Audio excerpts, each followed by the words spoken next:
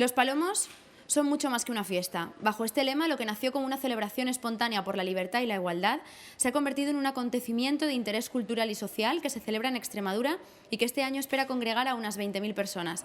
Así se ha referido el presidente Monago a la fiesta de los Palomos que se celebra en Badajoz el próximo 17 de mayo, organizada por el Ayuntamiento de Badajoz y la Fundación Triángulo, y en la que este año colabora activamente el Gobierno extremeño.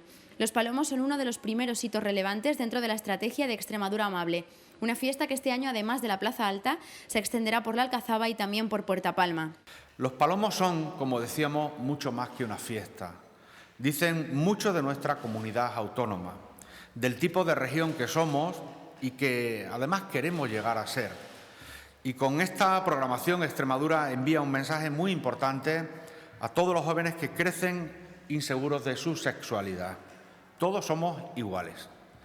El respeto y la tolerancia son valores de la sociedad que todos construimos y los Palomos se fortalecen para recordárselo a todos los representantes públicos en Extremadura y en el conjunto de la nación.